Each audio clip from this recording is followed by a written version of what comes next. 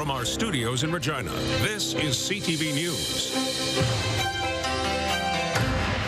Good evening. 2 days after football fans spilled onto Albert Street to celebrate the Riders' Grey Cup win, it was the team's turn. The Riders, along with the Grey Cup, made their way down the Green Mile to the Legislative Building to continue a party that has not stopped since the final whistle on Sunday. With more, Donovan Mace joins us live outside the Legislative Building. And Donovan, yeah, it's quiet now, but that was not the case a few hours ago. Absolutely not. It truly was a party which fans and Rider Nation and this team has been waiting 12 years to have, as thousands, after walking alongside the team down the Green Mile, filed in front of the Legislative Building to have the party they've been waiting to have with each other. Now, eventually what was going on was, man, it was just crazy to be amongst the group with thousands of people here celebrating that Grey Cup game. And about the only thing that didn't happen was Corey Mace pouring a beer on my head, and got a little nervous in the crowd at one point. I was navigating through it, trying to find my way as I was getting some video and things like that. And then I turned, and Corey was there with his boy on his shoulders with a Pilsner in his hand, and I got a little bit of PTSD from Saturday night. But man, it was pandemonium. It was crazy here. Fans absolutely excited to be able to celebrate their team and finally having them bring the cup home. Here's what head coach Corey Mace and quarterback Trevor Harris, the Grey Cup MVP, had to say to fans in front of the ledge today. When we first came to Saskatchewan, we knew it was going to be crazy, but this is something else. Much love. Let's go!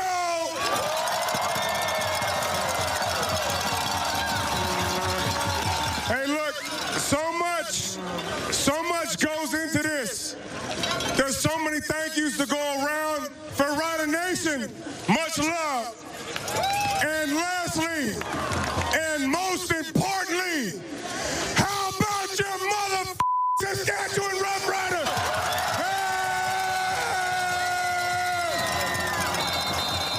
Thank you guys so much for making this moment special. This is your guys' moment as well. We've always had the best fans in the league, and now we've got the best dang team in the league to match you guys, man. We thank you so much.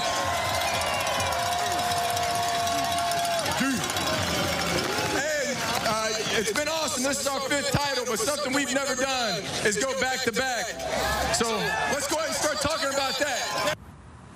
Now, after all the speeches and everything on the ground, the team then made their way up to the balcony. There's a green Rough Rider flag hanging from the Legislative Building. Above that is a balcony, and there were players with the Grey Cup holding it above their heads over top of the crowd, asking the several players who were up there what that view was like. They said it was the best view that you could have looking over the sea of green. Trevor Harris also up there at one point, just soaking in the moment. And you heard in the clip that we just played, he wants to go back-to-back, but still not confirming if he will be back with the Rough Riders next season. Says he still wants to talk with his family and with the team before he makes a decision. Tomorrow's team end of season availability will happen again tomorrow, and maybe an answer there, Lee.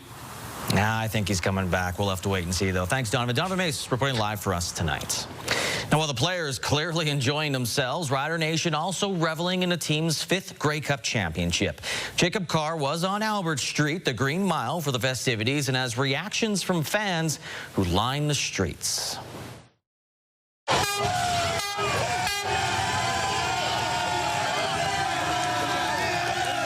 It was tarps optional for AJ Ouellette and the Riders as they celebrated their Grey Cup championship. Fans came out in droves to show their support, including an Ouellette lookalike. Yeah, I'm a big fan. We're big Rider fans. I'm a big AJ fan. We're so proud of the team for winning the Grey Cup and bringing the 5th home for us. We're really proud. We're really happy. Go Riders. Younger members of Rider Nation also taking in the festivities and say it's an awesome time. Just coming out here and all the energy around, it's just a great thing.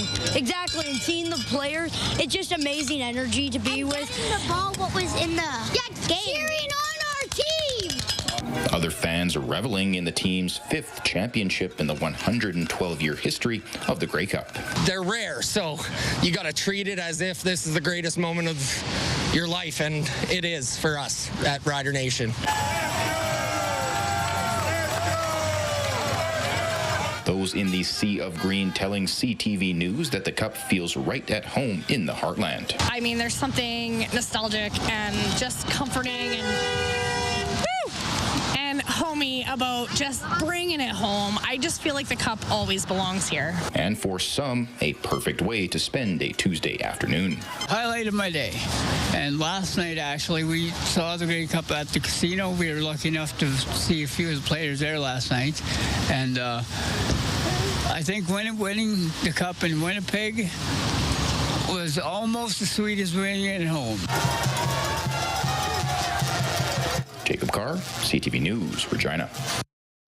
Now, there was a special presentation inside the Legislative Building to Rider quarterback and Grey Cup MVP Trevor Harris. As Wayne Manteca tells us, he was presented with an oil painting of the magical moment that he hoisted the Grey Cup. Oh, yeah? The gift caught Trevor Harris by surprise. Oh, my goodness. That is incredible. I got the chills. The Rider quarterback was presented with an oil painting that captured Sunday night's moment of victory. Thank you. That is really, thank you so much. The painting was by Regina artist Belinda Creek, who worked to meet a tight deadline. You know, I think that's quintessential, one of the best moments that you want to capture as an artist. The presentation was part of the Riders' visit to the Premier's office at the Legislative Building. They had fun sitting around the cabinet table and trying on the Speaker's hat. The team appreciated how the government rolled out the red carpet. And having us in this building, you know, it just talked about the volumes of what this meant for this province. You know, I think it goes a long way of saying that, you know, everybody supported us. Harris expressed gratitude for the gift that he received. They presented a painting to me upstairs that was absolutely unbelievable, and I'm just kind of just mesmerized by everything that's going on. The Rider quarterback is making plans on where he will display the painting, but thinks it would look awesome in his basement. Wayne Manteca, CTV News, Regina. That is cool.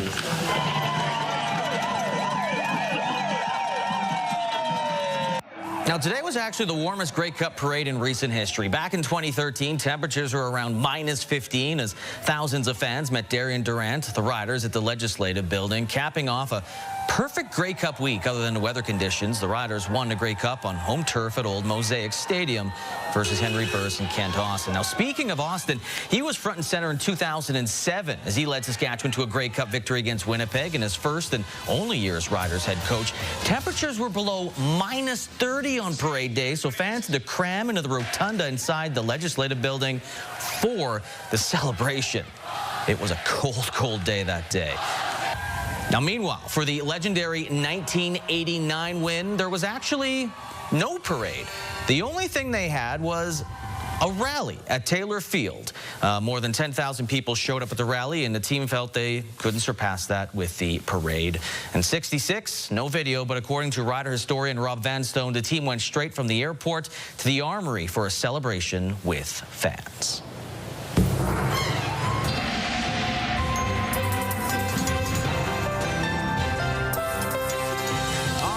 To Sabine, who was actually at the celebration, one of the MCs today.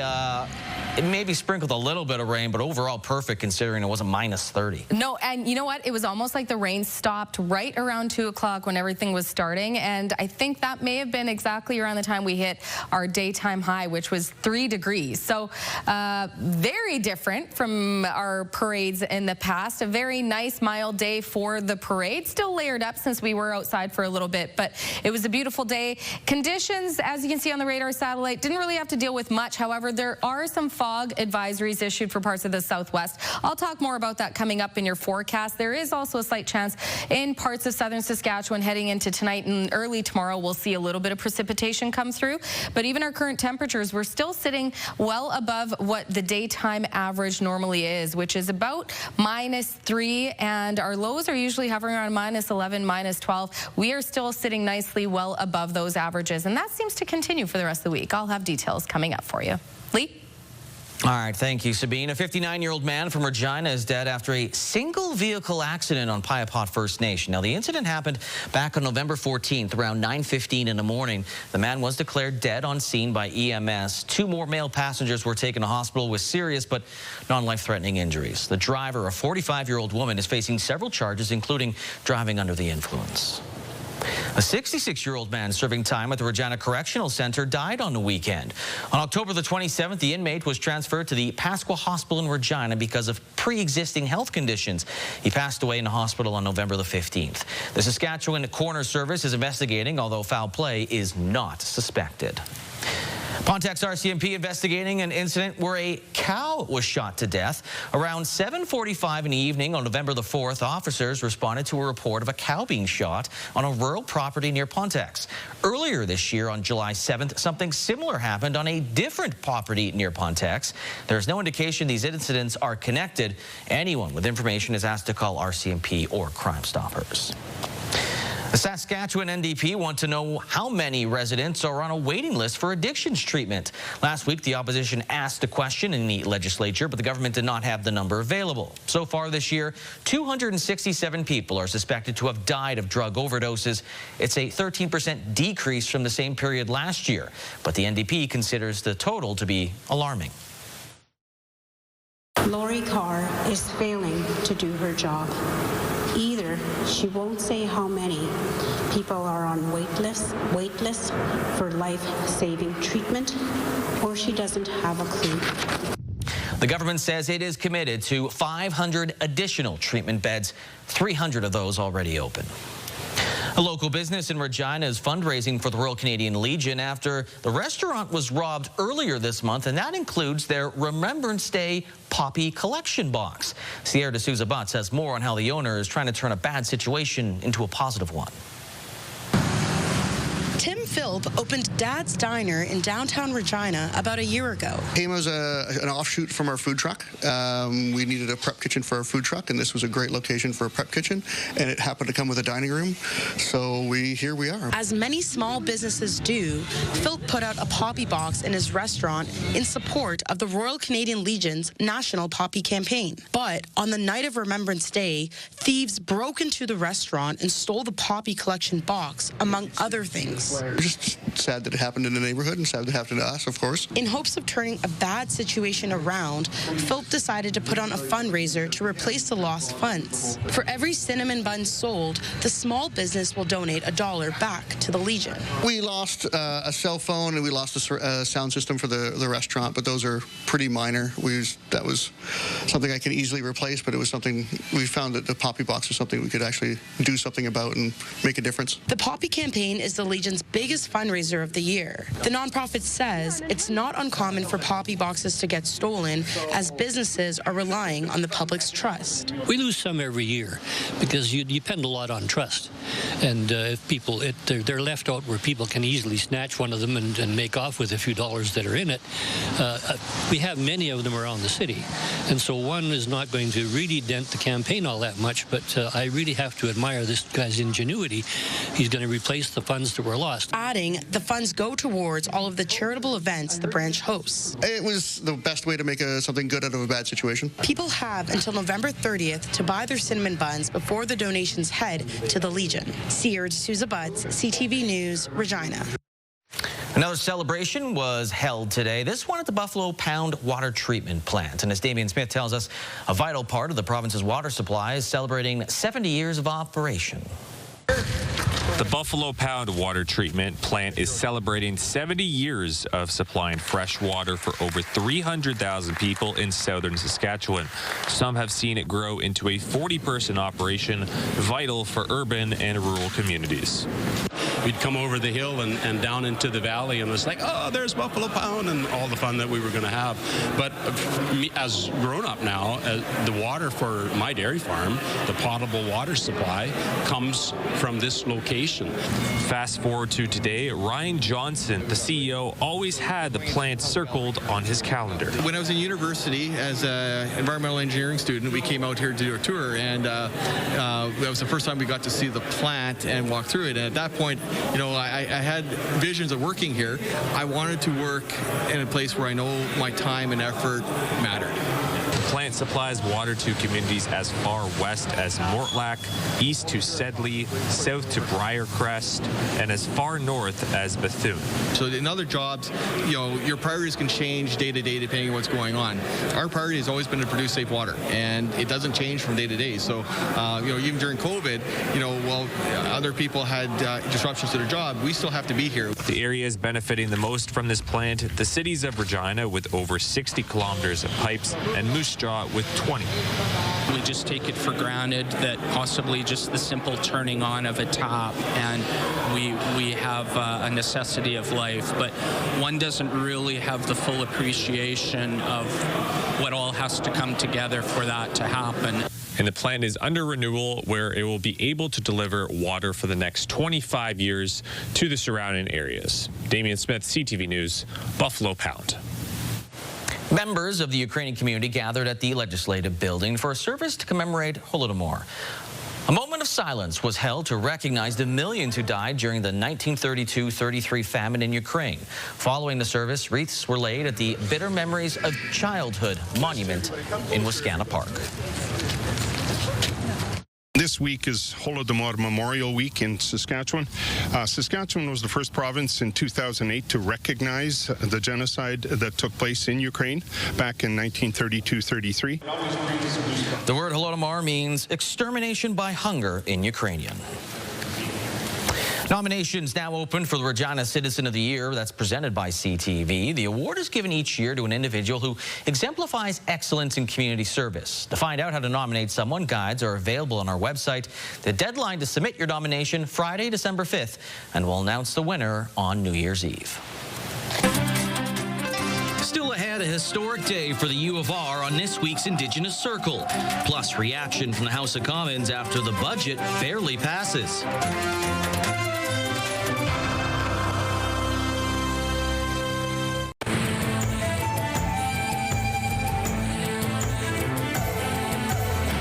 Greetings, everyone. Over the years, Cadmus DeLorme has worn many hats: chief, entrepreneur, and now chancellor of his alma mater. With a new position, he plans to continue pushing the importance of education and championing reconciliation. We caught up with him at the University of Regina's 2025 Fall Convocation, where he performed his ceremonial duties for the first time. An historic moment for the University of Regina. Former chief of Cowsais First Nation and local businessman Cadmus DeLorme being instilled as the chancellor of the university. He's the first Indigenous person to hold the role. DeLorme reflects on the treaty signings, the talks of education for future generations, making this moment possible. This is what our ancestors wanted us to do. They wanted us to succeed and be Indigenous on our land, and also succeed in the Canadian perspective as well. Learn to walk in both worlds. You don't have to compete. They coexist. And I'm a prime example of what reconciliation is. There have been 9 other chancellors in the U of R's history. The chancellor is responsible for the academic welfare of the institution, is a member of the Board of Governors, as well as a representative of the university. Leadership are excited to have DeLorme on board and the impact he will have in the university and beyond.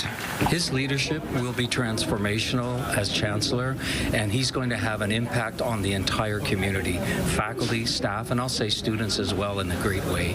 It's a really exciting time, and I would say it's a new beginning in terms of what he will bring to that office. Delorme has been a part of the U of R in some capacity for many years, first becoming a student in 2008, earning 2 degrees, and eventually holding the chair of the Board of Governors for the university. He's a role model for younger youth and for things to aspire to, especially for Indigenous peoples in this province. It's a testament to where we are, not only as a province, but where we're moving towards, and I think that's something positive.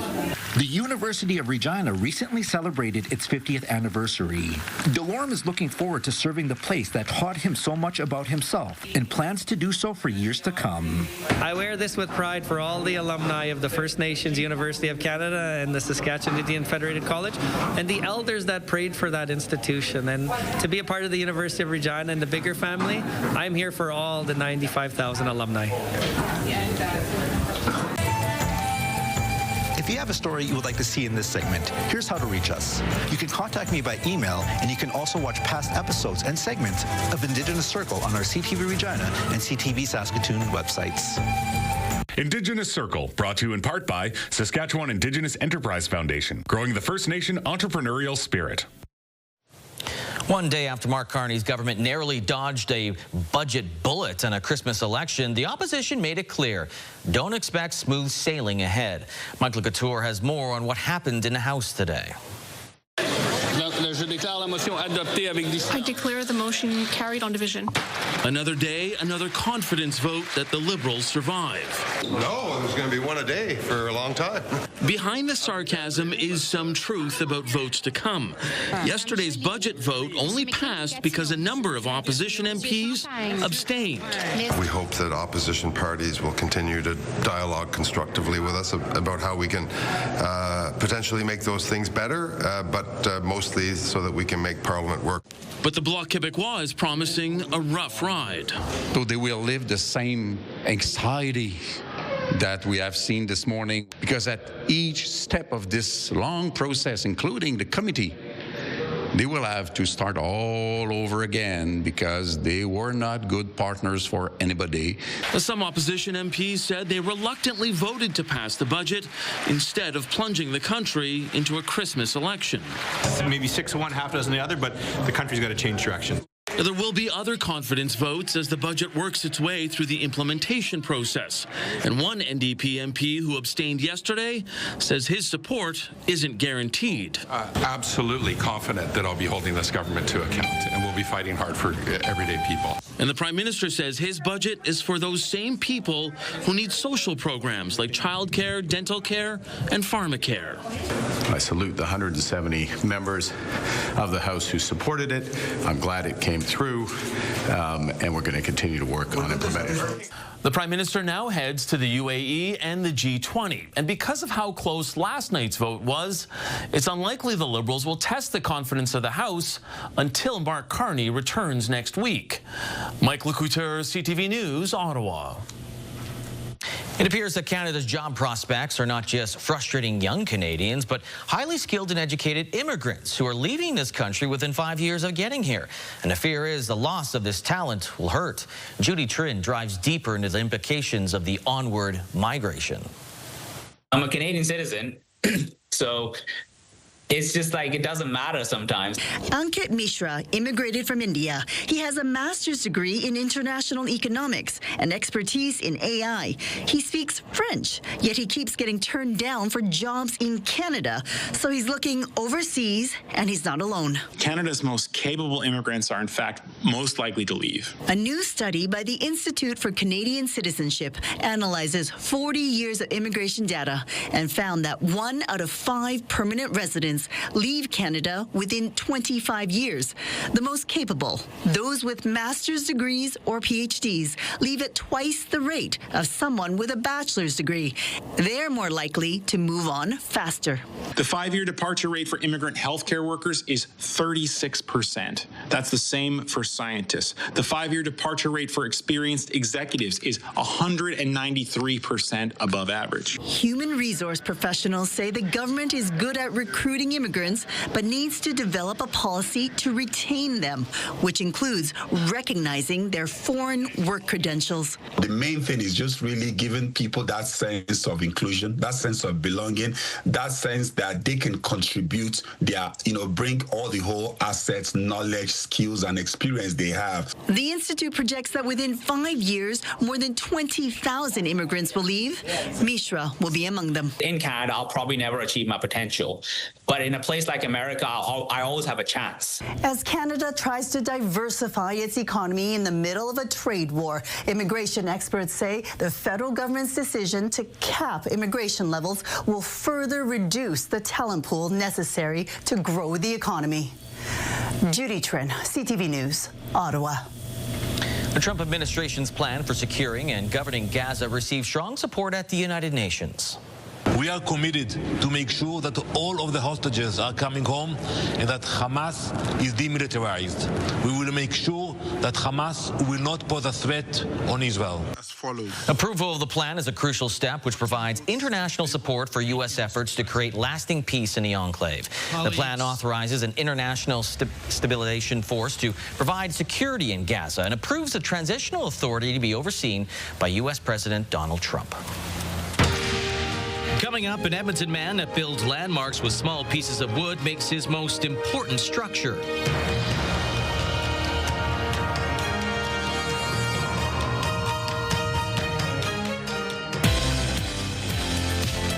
We've got some real page turners for you. This week on Your Morning, we're stepping into the Your Morning library and checking out some exciting titles ahead of the Christmas shopping season.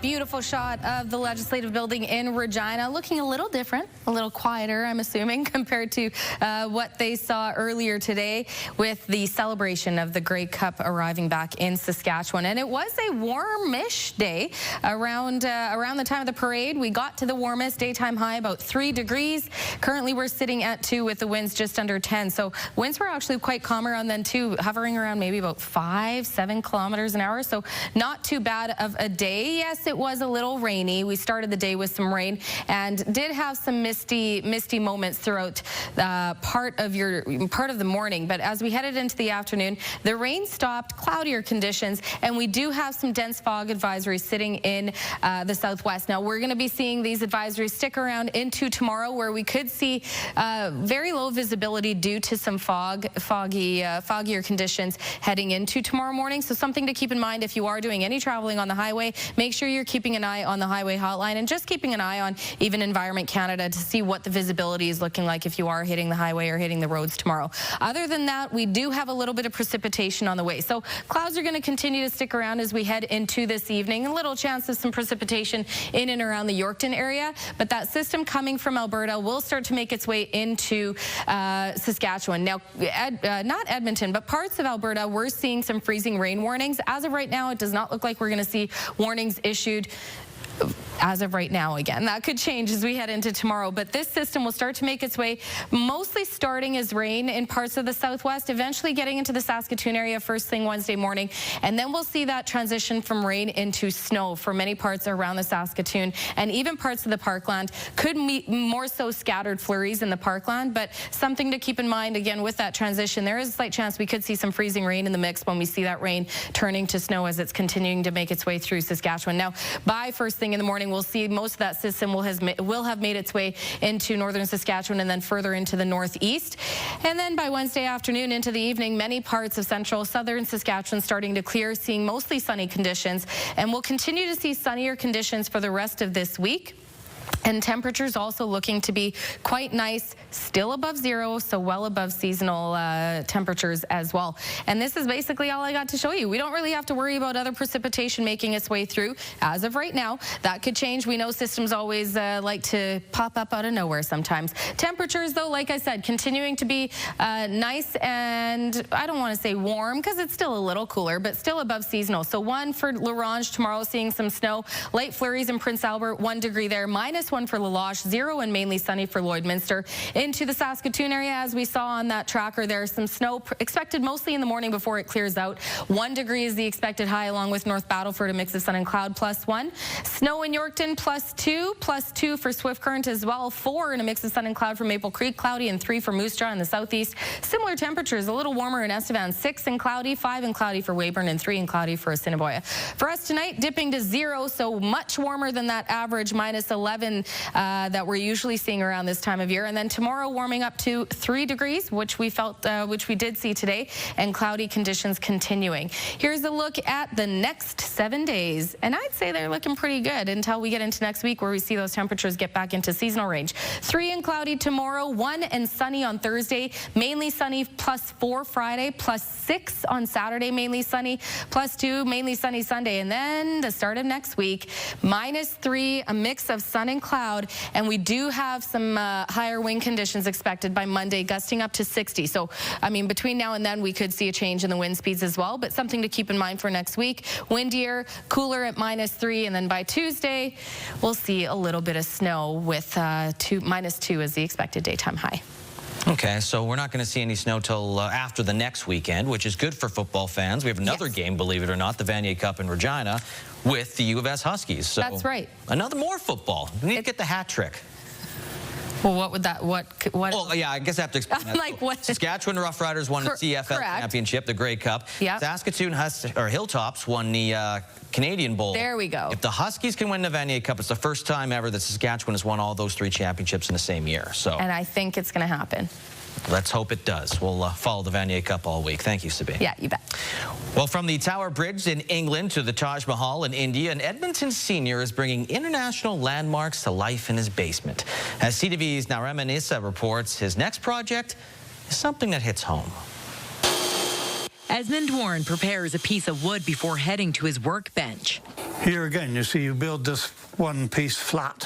What started off as a project to keep him busy has turned into a passion. Our daughter brought me the first kit as a Christmas present. I thought, good grief. Yeah, I was not too impressed with it at the start, but once I got into it, I really enjoyed it. Warren recreates landmarks using small matchstick-sized wood pieces. His projects include the Tower Bridge in London, India's Taj Mahal, and the Notre Dame Cathedral of Paris. A special project in honor of his granddaughter, who died of complications of cystic fibrosis. When she passed away, she left me with the instructions that I should finish it for her. So I was very, very proud to be able to do that. Not all are famous landmarks. This was the dairy barn, and there's the silo over there. This is a replica of their family farm in New Sarepta, with one important detail. Our son came here one day and saw it and said, well, where's Mum? Because Mum always cut the grass. So then I had to go and make a little tractor and put her on it. Esmond's next project is the Alberta Legislature.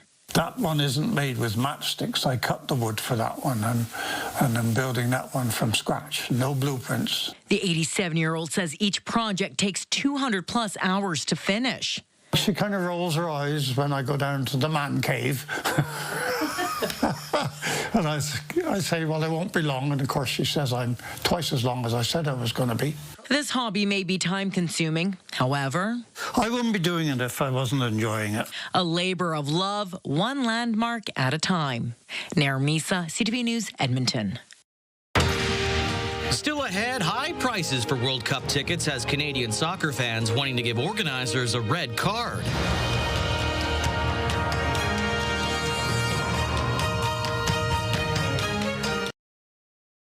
Wardrobe consideration in part by Colin O'Brien Men's Shop. In a little more than 6 months, Vancouver and Toronto will host World Cup of soccer matches, and it seems many Canadian fans wanting to go are experiencing sticker shock when it comes to prices. St. Alexander explains. There are a lot of fans who can't wait for it all to start. Canada is in it after all, and tickets are being snapped up, that is, by those who have the cash. Most people can't afford that kind of stuff. It's kind of like the Taylor Swift concert. I don't understand how people afforded that either. Looks like he's right. A poll by Angus Reid finds 7 in 10 Canadians say tickets are just too expensive. And it's got a lot of people in this province and the country asking, is this FIFA tournament for the elites or is it for everyone? The survey also suggests many people want seats as an investment, if they can get them, in order to mark them up and sell them on. If we got them, I would go, but we haven't gotten any.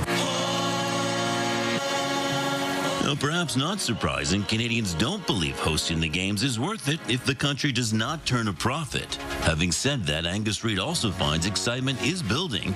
Most people are looking forward to seeing it all unfold and who wins. There's always drama around a FIFA tournament, so that drama will always naturally take on its own course and its own life, and those who are paying attention, or even those who are not, might get caught up in some of the enthusiasm of it. The cost of hosting all 7 games in Vancouver, which is being paid for by all levels of government, is estimated at $750 million. St. Alexander, CTV News, Vancouver. Still ahead, a Saskatchewan blogger is devastated after Facebook shut down her page.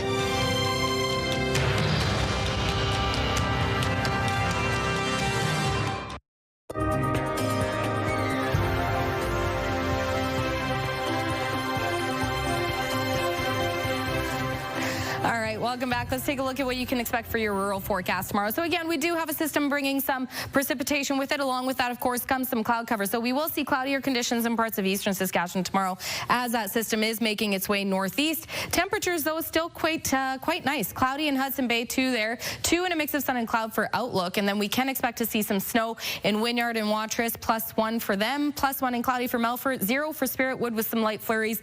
And 0 with a mix of sun and cloud for Meadow Lake, with Lloydminster, Kindersley expecting some sunshine, and 1 degree is the expected high. Closer to the southern border, a few degrees warmer. 4 degrees and a mix of sun and cloud for Leader, Maple Creek. 4 and cloudy for Carlisle, Cornack, and then Kenora could expect to see some light flurries as well tomorrow. 2 is the expected high there, with Broadview, Pilot Butte, and Lumsden expecting a daytime high of 3 degrees and cloudy conditions. If we take a closer look at Cut Knife, located about 185 kilometers west of Saskatoon, tomorrow expecting a high of 0 with a chance of some flurries as well throughout the day. Winds up to 30, but the 0 will feel more like -5.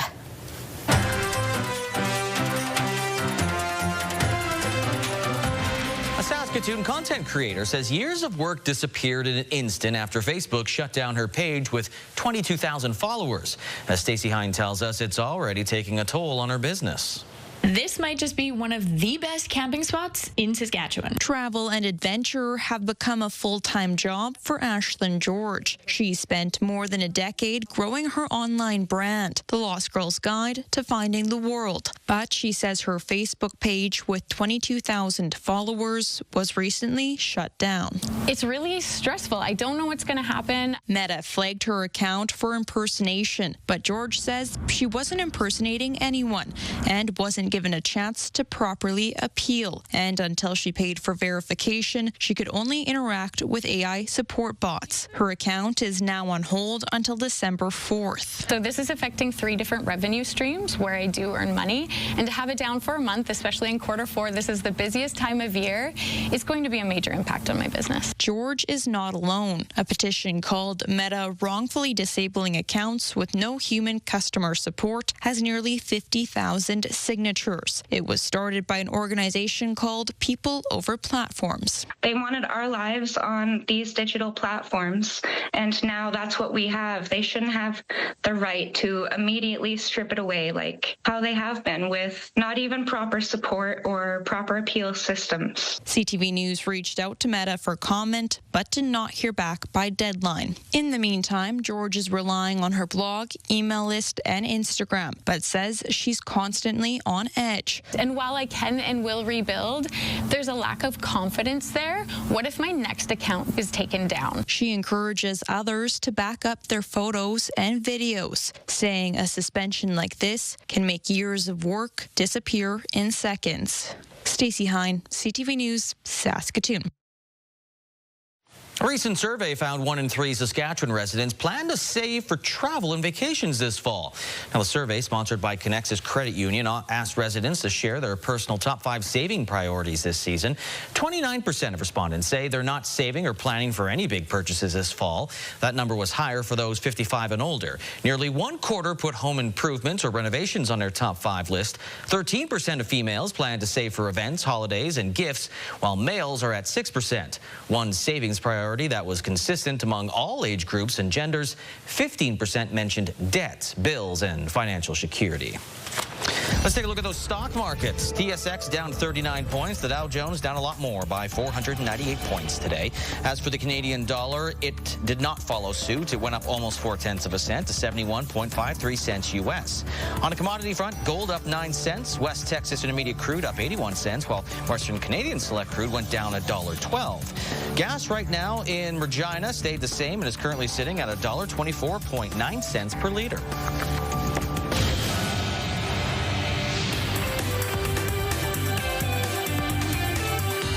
Home Depot not only missed the mark, but also cut its profit outlook for 2025.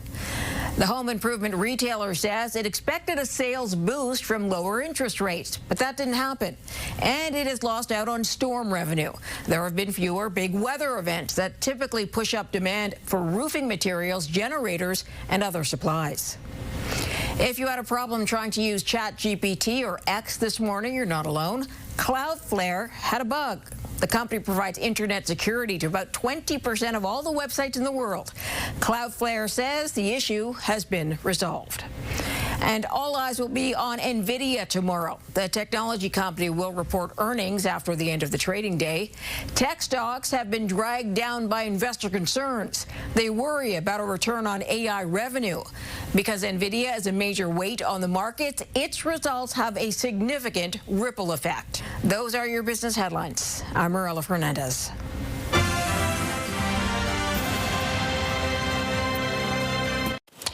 Coming up tonight, we're going to start with E-Talk just to get you going. Plus, The Big Bang Theory, MasterChef Canada, followed by The Traders Canada, then The Pit Canada. Oh, and then no. we've got, no, just regular Pit? Correct. Yeah, yes. okay. E-Talk Canada, by the way, at 7, followed by National News Canada and Local News Canada. A handful of Saskatchewan residents have been recognized for capturing the beauty of our province. Tourism Saskatchewan chose this photo of 2 children on a dock at Birds Point, taken by Lindsay McLeod of Regina, as the grand prize winner of its 2025 Explore SAS photo contest in the People and Places category. North Battleford's Gilbert Katanich won the Prairie category for his image capturing a summer storm in Saskatchewan. Prince Albert's Lillian Donahue took this photo of some shore birds on a reflective Reed Lake. That won in the wildlife category. And Craig Beam of Regina took this winter wonderland in the Queen City to win the winter category. Brody Solid of Saskatoon took this stunning image at Outlook to take the woods and water category. And Saskatoon's Shannon Chu took home top honors in the video category of her video titled Saskatoon on a Saturday, featuring some comings and goings in and around the downtown area. Tourism Saskatchewan launched this year's photo contest in July, receiving 3,785 entries, with 6 chosen as the winners to showcase the province's natural beauty and dynamic spirit. Interesting. Mm-hmm. There are some pretty shots. There are some good shots, some great photos. I know usually the nature or the prairie shots with usually storms is very popular. Oh, those ones are always tough. nice. Yeah, there's always a lot of good ones. Actually, I'm surprised none of those made any of those categories, the storm shots with the lightning. And yeah. Yeah.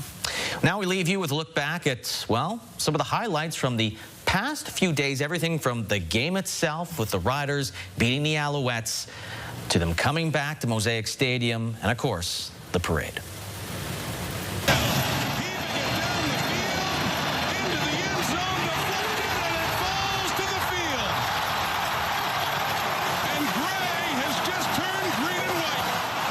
Saskatchewan Roughriders and Trevor Harris have won the Great